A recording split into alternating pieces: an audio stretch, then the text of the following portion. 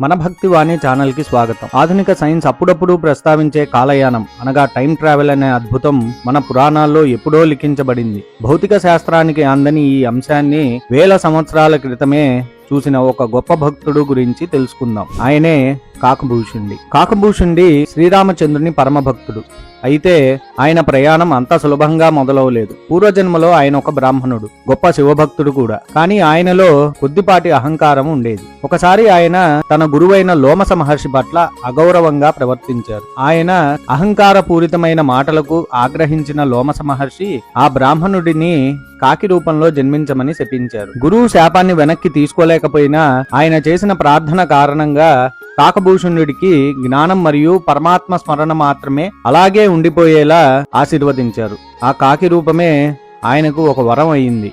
ఈ కాకి రూపాన్ని భూషుండి ఒక యోగిగా చిరంజీవిగా మార్చుకున్నారు. ఆయనకు శ్రీరాముడి పట్ల ఒక అద్భుతమైన భక్తి ఉండేది. శ్రీరాముడు కూడా ఒక వరాన్ని ప్రసాదించారు. అదే కాలంతో ప్రయాణించే శక్తి. భూషుండికి లోకాల అంతాలను అలాగే అనేక కల్పాలలో జరుగుతున్న సంఘటనలను చూసే శక్తి లభించింది. పురాణాల ప్రకారం ఆయన ఎన్నో సృష్టి లయాలను చూశారో, ఎన్ని బ్రహ్మాండాలను చూశారో తెలియదు. ప్రతి కల్పంలోనూ ప్రతి యుగంలోనూ ఆయన శ్రీరాముని బాలలీలను చూసి ఆనందించేవారు. కొన్ని కథనాల ప్రకారం భూషుండి అనేక రామాయణాలను చూశారు. కొన్నింటిలో రామరావణ యుద్ధం ఒకలా, మరికొన్నిటిలో ఇంకోలా జరిగిందట. అంటే ఒకే సంఘటన అనేక విధాలుగా జరుగుతుందని మన పురాణాలే చెప్తున్నాయి. ఇదే పురాణాల్లోని కాలయాన రహస్యం. కాలం అనే బంధం నుండి ఆయన విముక్తులయ్యారు. అందుకే కాలం కూడా ఆయన్ను తాకలేదు. భూషుండి నేటికీ జీవించే ఉన్నారని ప్రతీతి. భూషుండి జీవితంలో ముఖ్యమైన ఘట్టం గరుడ సంవాదం. గరుత్మంతుడికి ఒకసారి మాయ గురించి, శ్రీరాముని తత్వం గురించి సందేహం కలిగింది.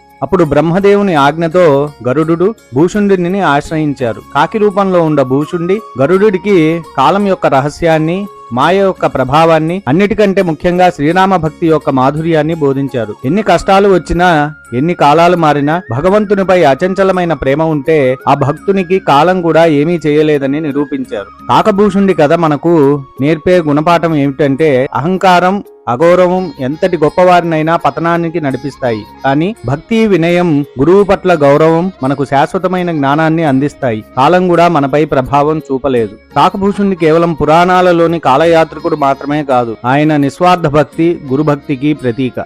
ఈ వీడియో మీకు నచ్చినట్లయితే లైక్ చేసి షేర్ చేయండి. మీ అభిప్రాయాన్ని కామెంట్ చేయండి. మరొక ఆధ్యాత్మిక విషయంతో మళ్ళీ కలుద్దాం.